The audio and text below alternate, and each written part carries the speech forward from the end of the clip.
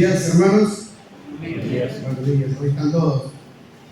Con la ayuda del Señor, vamos a abrir nuestras Biblias y les doy la bienvenida otra vez a otro encuentro con la palabra de Dios. En esta ocasión vamos a abrir la palabra de Dios en 1 Samuel, capítulo 8. Y quiero que me acompañen a develar un misterio, una incógnita, digamos así. Les gustan las incógnitas. Bueno, esta es una de misterio, porque vamos a ver quién mató a Saúl. ¿Quién mató al rey Saúl? Ni más ni menos que este tema vamos a tocar hoy. Bueno, vamos a una de misterio. Y este es un personaje muy especial de la Biblia por varias razones. Este es un personaje clave en el inicio de los reinados del pueblo de Israel. De hecho, es el primer rey de Israel. Y ya está muerto, estamos hablando de que se murió. No, bueno, pero no sé desilusiones. Hay más para decirte, Saúl. Acá nos encontramos ante una muerte en un campo de batalla. Me quiero referir exactamente a este punto. Porque este rey Saúl era de ir a la guerra, era de ir a la batalla, lideró varias batallas. Y claro, en esta investigación que vamos a hacer acerca de la muerte de Saúl, tal vez necesitemos a la unidad de víctimas especiales, porque vamos a tener que investigar acerca de este personaje. Y este es muy especial, porque el trasfondo de su selección como rey, de la forma en que fue ungido, de la procedencia, nos abre un expediente que está bueno repasar. Y es muy raro cómo sucedieron las cosas, o las versiones, cómo se desatan las historias contadas acerca de su muerte. Por eso tenemos dos testimonios claves para establecer de qué murió, cómo murió, en qué forma murió el rey Saúl.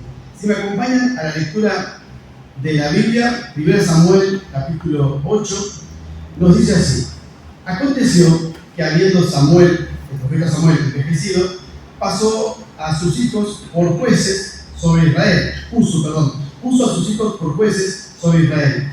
Y el nombre de su hijo primogénito fue Joel, y el nombre del segundo Abías, y eran jueces en Berseba. Pero no anduvieron los hijos por los caminos de su padre. Antes se volvieron tras la avaricia, dejándose sobornar y pervirtiendo el derecho. Entonces todos los ancianos de Israel se juntaron y vinieron a Ramá para ver a Samuel. Y le dijeron: he aquí tú has envejecido y tus hijos no andan en tus caminos. Por tanto, constitúyenos ahora un rey que nos juzgue como quieren todas las naciones. Pero no agradó a Samuel esta palabra que dijeron: danos un rey que nos juzgue. Y Samuel oró a Jehová. Y le dijo Jehová a Samuel: oye la voz del pueblo en todo lo que te digan, porque no te han desechado a ti, sino a mí me han desechado, para que no reine sobre ellos. Por eso les decía que el nombramiento de este rey está medio como polémico, porque ves que Dios lo prohibió, pero es como que también le dolió a Dios que el pueblo le pida, porque como que se ve que estaba de moda que todas las naciones tengan un rey, y nosotros no podemos ser reyes, no tenemos que tener un rey. O sea, más que tus hijos andan en cualquiera, o sea, pervierten el derecho, andan como quieran, y tenemos que tener un rey. O sea, no, mirá cómo estamos y no tenemos un rey. Y todas las demás naciones van a decir: ¿sabes lo que hizo mi rey el otro día? Hizo faltar una calle. ¿Qué hizo su rey? Nosotros tenemos rey. ¿Y cómo no vamos a tener rey? No, tenemos que tener un rey para que nos gobiernen. Claro, pero ellos se olvidaron de que yo tenía un rey. Y un rey todopoderoso. Y ni más ni menos lo tenían a Dios de rey. Y parece que ellos no lo vieron y no les alcanzaba. Y ellos querían un rey. Por eso digo que el inicio de este rey es algo que a Dios le empezó. Pero como Dios ama tanto al ser humano, a su criatura, hasta le dio la posibilidad, le dio el gusto, digamos así, de que tengan un rey. Pero se sintió como medio defraudado, como diciendo: Samuel, no te preocupes, O sea, vos haces todo lo que ellos te pidan, porque en definitiva a vos no te están rechazando, a mí me están rechazando, a mí que soy Dios me están rechazando. Y obviamente que a Samuel le dolió también porque todos a esta altura conocemos la historia y el expediente de Samuel, lo intachable de Samuel, lo dedicado a Dios que fue Samuel desde chiquito, y ahora sentir que el pueblo que él juzgó, que él administró, ahora cambia a Dios por un rey humano, falible, que se puede equivocar como todos nosotros, porque él tenía una corona, él tenía una responsabilidad, pero era un humano. Cambiarlo a un rey humano por Dios no parecía buen negocio, pero bueno, Dios tiene esa misericordia absoluta con nosotros en darnos libre albedrío. Y esto también es libre albedrío. Porque Dios le dio la oportunidad al pueblo de Israel, desde que eres un rey, te doy un rey. Hasta eso. Bueno, y así empieza el trasfondo, ¿no? Y nos dice el capítulo 9, versículo 21 de este mismo libro que estamos leyendo. Saúl respondió ante la posibilidad de ser ungido: ¿no soy yo hijo de Benjamín, de la más pequeña de las tribus de Israel? Y mi familia no es la más pequeña de todas las familias de la tribu de Benjamín. ¿Por qué, pues, me has dicho cosas semejantes? O él tampoco, él creía realmente, era genuino el pesar de él, de que él pertenecía a la tribu más pequeña de Israel. O sea, no se le pidió un rey de la tribu más importante, sino de la más pequeña. Y bueno, esos fueron los orígenes de Saúl, ¿verdad? Pero finalmente fue ungido rey y vamos a 1 Samuel 16, entonces, avanzar un poquito más para que vayamos armando el expediente de este rey muerto en batalla del cual estamos hablando. Dice que Samuel finalmente unge a David después de un trasfondo complicado para Saúl, porque Saúl tuvo un problema, un espíritu malo lo atormentaba de parte de Dios. Dios no vio muy bien la obra de Saúl en estos días, y era atormentado, lo dice la Escritura, Saúl. Y dice que David, joven David, tocaba en el palacio para Saúl, tocaba el arpa. Estaba tan mal que necesitó sesiones de musicoterapia, Saúl. Estaba irritable, estaba inflamable, no se le podía hablar, estaba irritable, con problemas de ira serio, revoleaba cosas, o sea, estaba intratable. Y al parecer, según nos dice la Escritura, dice el versículo 14, el espíritu de 16-14, estoy leyendo, el espíritu de Jehová se apartó de Saúl y le atormentaba un espíritu malo de parte de Jehová. Y los criados de Saúl le dijeron: he aquí ahora un espíritu malo de parte de Dios te atormenta. Diga pues nuestro Señor a tus siervos que están delante de ti, que busquen a alguien que sepa tocar el arpa, para que cuando esté sobre ti el espíritu malo de parte de Dios, él toque con su mano y tenga salida. Y Saúl respondió a sus criados: buscadme pues ahora alguno digno que toque bien y traédmelo. Entonces uno de los criados respondió diciendo: he yo he visto un hijo de Isaí de Belén, que sabe tocar y es valiente y vigoroso y hombre de guerra, prudente en sus palabras y hermoso, y Jehová está con él. Y Saúl envió mensajeros a Isaí diciendo: envíame a David tu hijo, que está con las ovejas. Y tomó Isaí un asno cargado de pan, una vasija de vino y un cabrito, y lo envió a Saúl por medio de David su hijo. Y viendo David a Saúl, estuvo delante de él y le amó mucho, y le hizo un paje de armas. Y Saúl envió a decir a Isaí: yo te ruego que esté David conmigo, pues ha hallado gracia delante de nosotros. Y cuando el espíritu malo de parte de Dios venía sobre Saúl, David tomaba el arpa, tocaba con su mano, y Saúl tenía limpio y estaba mejor, y el espíritu malo se apartaba de él. Así que necesitó también sesiones de musicoterapia.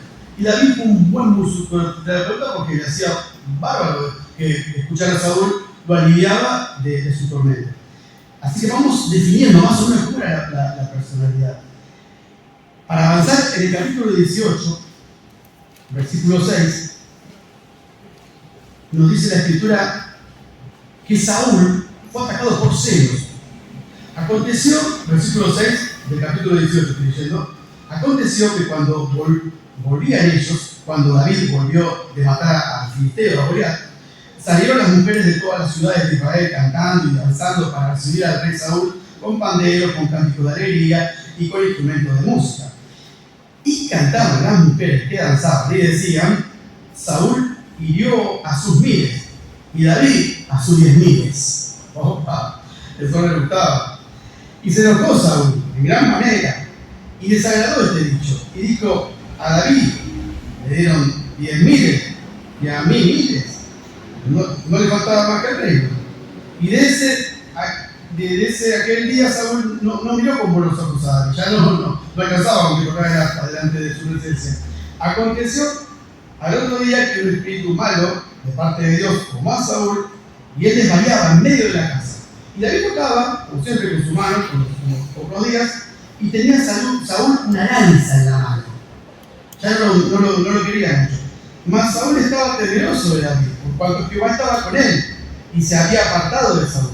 Por lo cual Saúl lo alejó de sí y se hizo jefe de 1000 y salía y entraba delante del pueblo. Y David se conducía prudentemente en todos sus asuntos y Jehová estaba con él. Es diferencia, ¿no? Jehová ya no estaba con Saúl, pero sí Jehová, Dios estaba con David, ¿no? El que anda bien, le está en la mano. Como Dios es justo en esto, ¿no? O sea, como uno dice: oye, pero yo hice todo bien.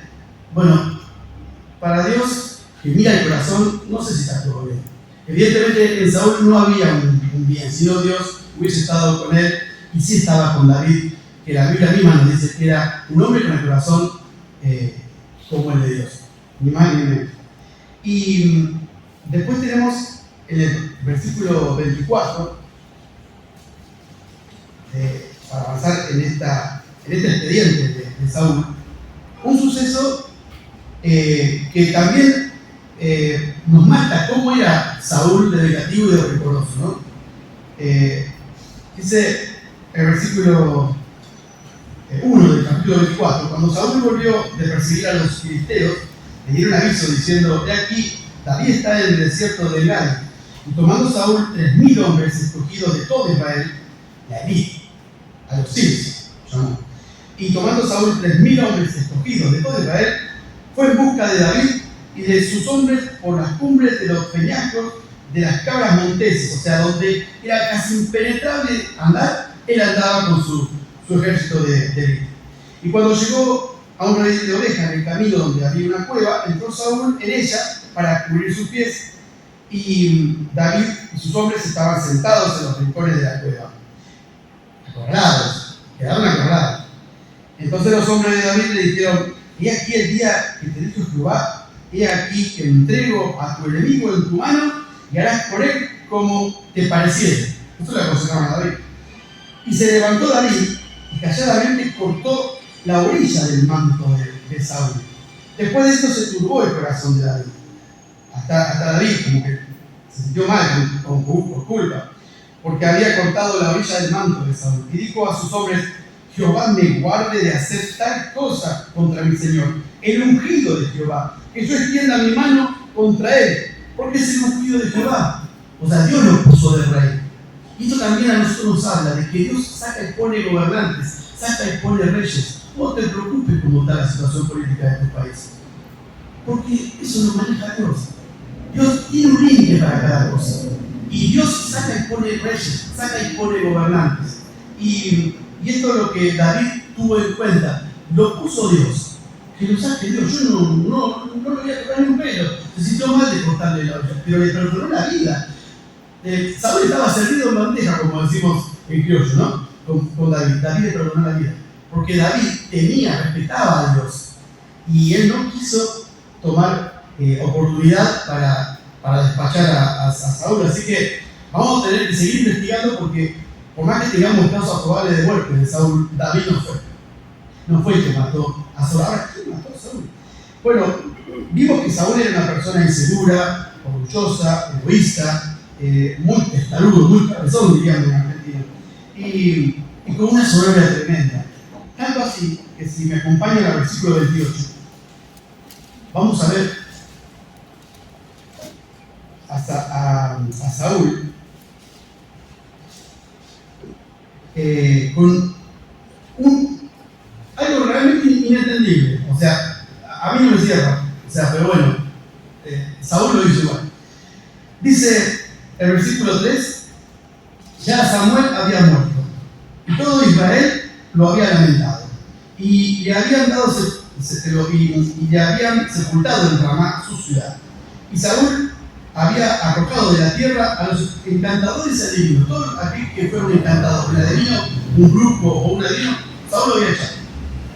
Y se juntaron los pueblos filisteos y vinieron y acamparon en Sunem, y Saúl, junto a todo Israel, acamparon en Gilboa. Y cuando vio Saúl el campamento de los filisteos, tuvo miedo y se turbó mucho su corazón de gran manera. Y consultó Saúl a Jehová, y oró, pero Jehová no le respondió ni por sueños, ni por profetas. O sea, claro, no respondió Dios en la forma que era tradicional, y en la forma que esperaba Saúl, que Dios y en los tiempos que Saúl esperaba que responda.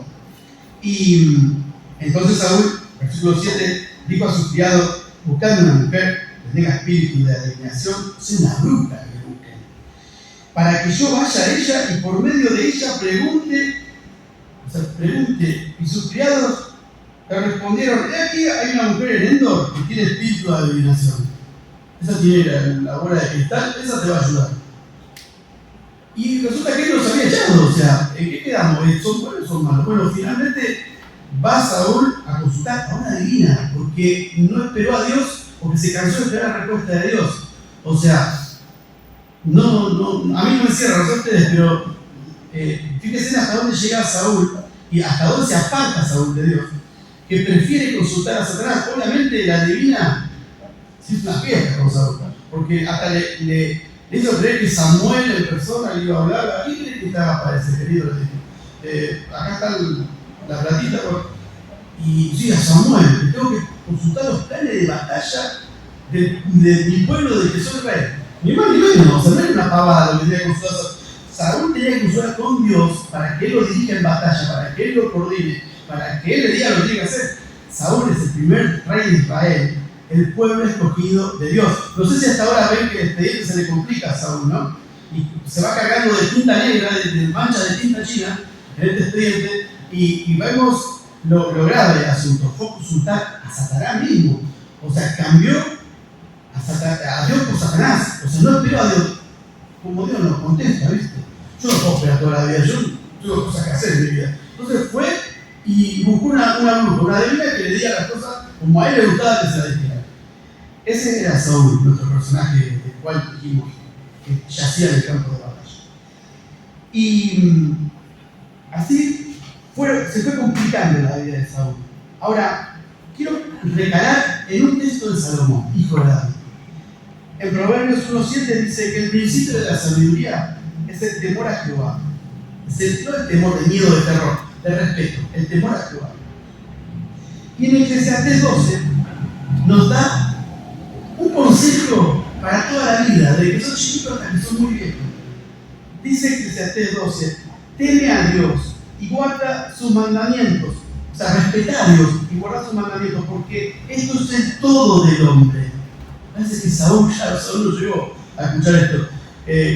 Por ahí lo he vivido bien. A nosotros nos viene bárbaro, O sea, porque nosotros no podemos equivocar tan fiero como se equivocó Saúl. Estoy seguro que sí. Pero tenemos esta escritura de parte del hijo de David, Salomón, el hombre más sabio de la tierra y de la historia, porque Dios sabiduría a Dios le dio.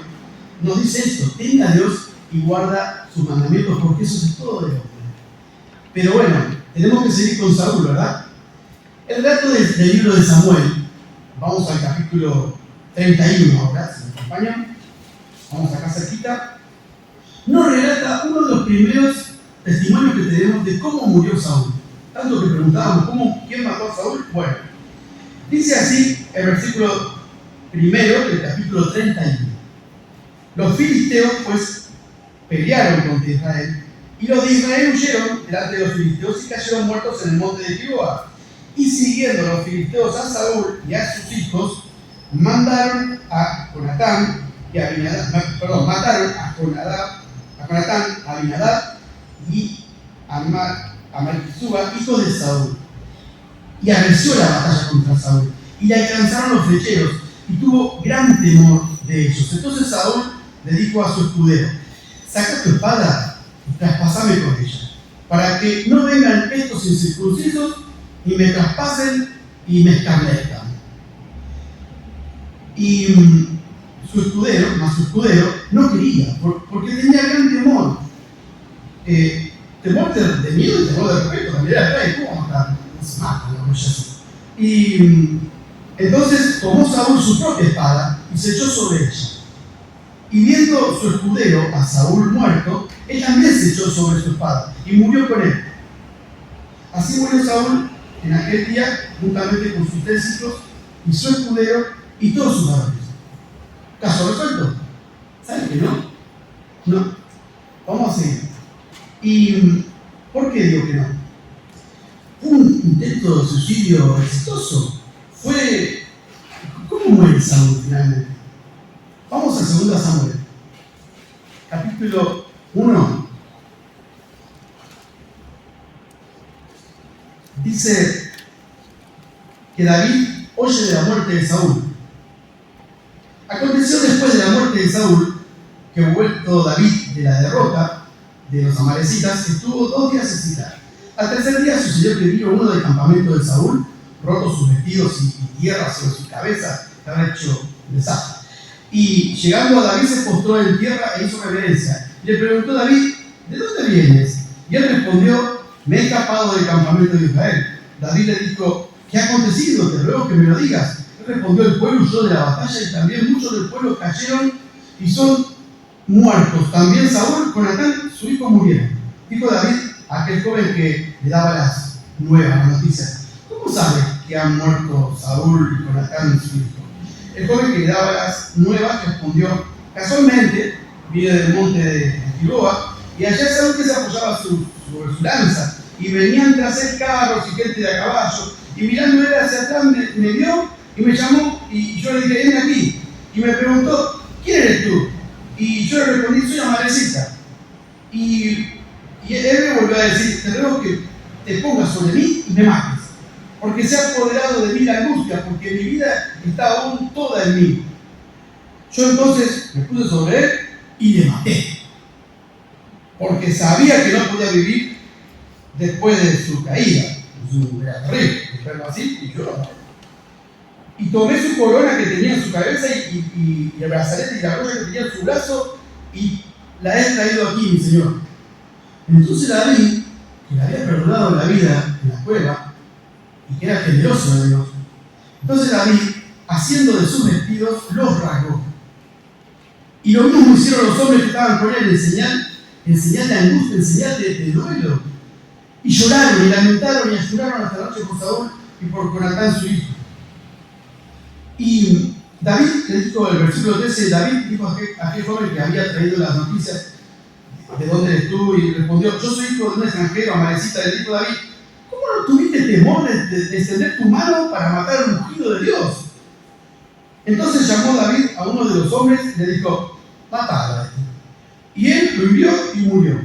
Y David le dijo: tu sangre sea sobre tu cabeza, porque tu misma boca testigó contra ti diciendo: yo maté al ungido de Dios. Entonces, ¿se suicidó o lo mató otro? Por eso digo que es un misterio, ¿verdad? Ahora, o sea que atrapamos a la muerte, al culpable de la muerte de Saúl, lo tenemos ya lo podemos enjuiciar. Vale, ya lo enjuició David, llegó medio tarde, lo mató por... Ahora, ¿cómo le va a decir a David que él pasaba justo por ahí? La verdad, con un caso como este, la verdad que necesitamos investigadores de verdad. Menos en la Biblia, la palabra de Dios es tan clara que nos va a aclarar este misterio. Ahora, vamos al relato que tenemos en Primera Crónicas, capítulo 10. Si me acompañan.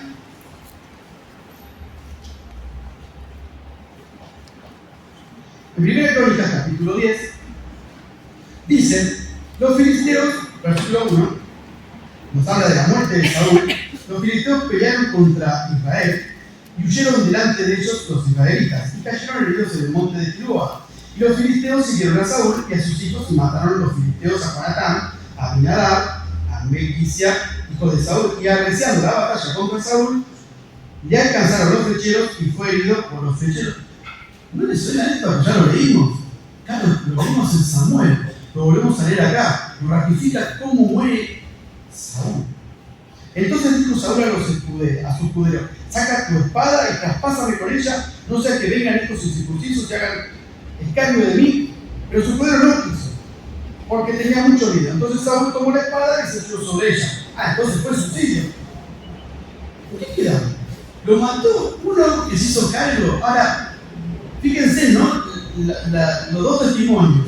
Tenemos en la palabra de Dios, en Crónicas en Samuel, cómo muere Saúl. Pero la amarecida no sé qué estaba pensando. Él pasaba por ahí y se encontró en escena de terror con un rey agonizante por los flecheros y dijo: estos dos estaban peleados, Saúl y David salía a la ciudad. Yo lo voy a matar, me llevo la corona, me llevo el brazalete y andá a saber si David no lo pone el alcalde de algún pueblito de en recompensa.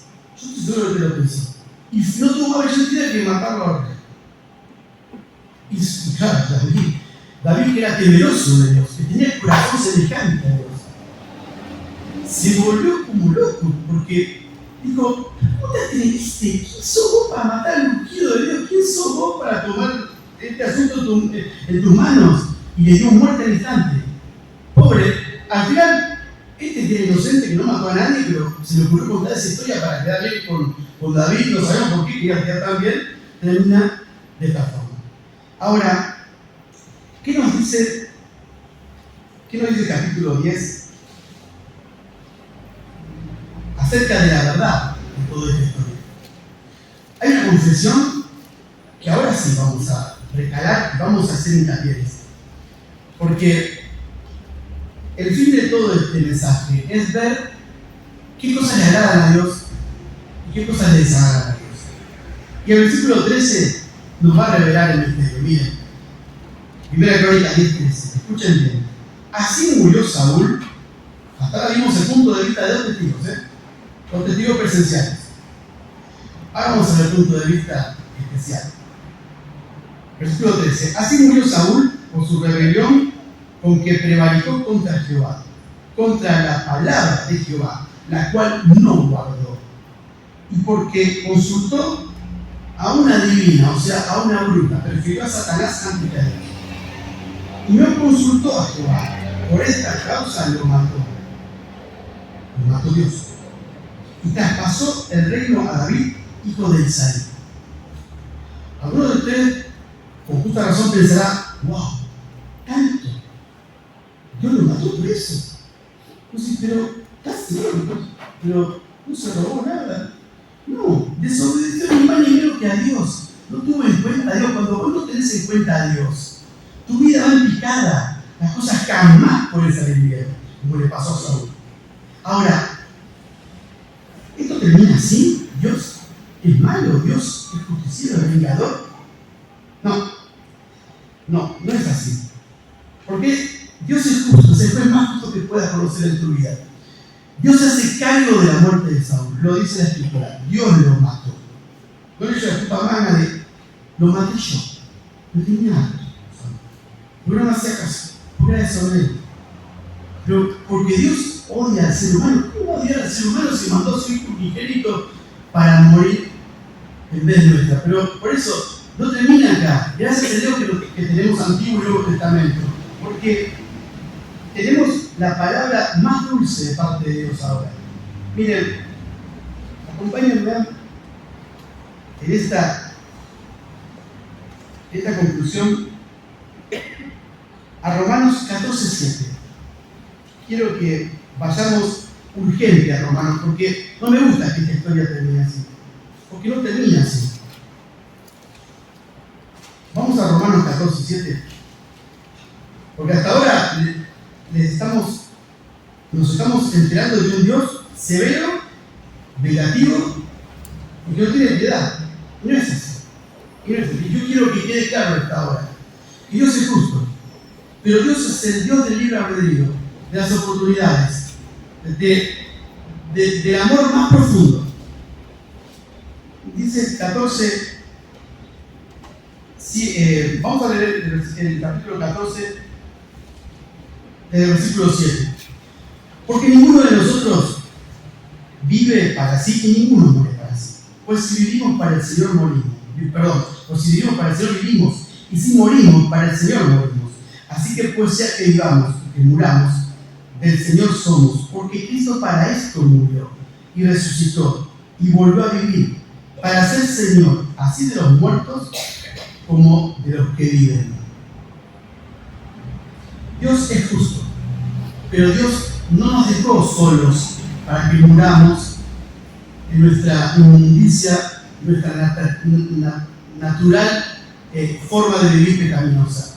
Dios mandó a Jesús, se desprendió de su propio Hijo. Semejante amor no lo vas a encontrar en ningún lado. Te hablé de un Dios severísimo con el pecado. ¿Viste que hay gente que es intolerante a la lactosa? ¿Y qué hace mal? Bueno, Dios es intolerante al pecado. Así que bueno, pero ama profundamente al pecado. Tanto así que se desprendió de su Hijo amado. Para eso murió Cristo, para ser Señor de los muertos y de los vivos. Con esta esperanza te quiero dejar. Porque hasta ahora te hablé de Saúl, que murió de la forma en que murió. Vos decís, wow, qué mensaje negativo, Cristo.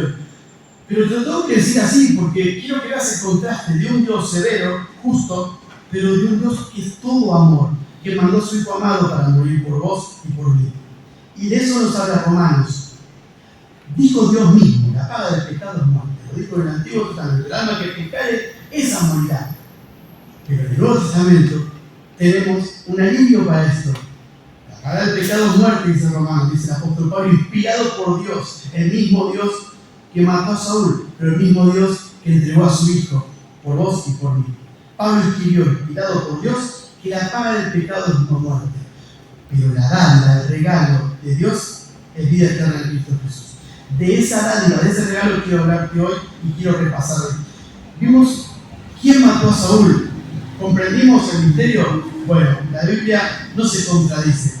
No creas que porque leímos versiones diferentes, la Biblia se contradice. Dios no se contradice. Yo te mostré dos versiones del asunto, dos puntos de vista humanos. Y nosotros podemos ver hasta donde nos dan nuestras narices y nuestra altura. Pero Dios tiene vista de dron porque está en los cielos. Dios está arriba y todo lo que quiso ha hecho. Dios hizo cargo, y lo dice acá en el versículo 13 de Crónicas que leímos, Dios hizo cargo de la muerte de Saúl. Pero Dios hizo cargo también de que su Hijo unigénito, inocente, muera por vos y por mí en la cruz. Tal misericordia y amor vamos a poder olvidar. ¿Te animás a olvidarte de esta parte? Es imposible olvidar cómo nos amó Dios. Dios es Dios. Y el que está en contra de Dios tiene su merecido. Dios tiene libre albedrío, de sobra, te da a elegir. La decisión es tuya. Si en esta hora vos entendiste el mensaje de que Dios es Dios y que vos tenés que entregar tu vida a Dios y que vos no podés hacer lo que a vos te gusta como te guste, porque tenés que tener respeto por Dios, porque Dios mandó a su Hijo para rescatarte de tu vana manera de vivir, de mi vana manera de vivir, y darme vida y vida en abundancia. Jesús resucitó para que tengas vida y la tengas en abundancia. En esta mañana quiero cerrar este mensaje, este pensamiento, develando el misterio de quién mató a Saúl, pero anunciándote las buenas nuevas de que Jesús murió para que tengas vida y que la tengas en abundancia. Que Dios lo diga a su Padre.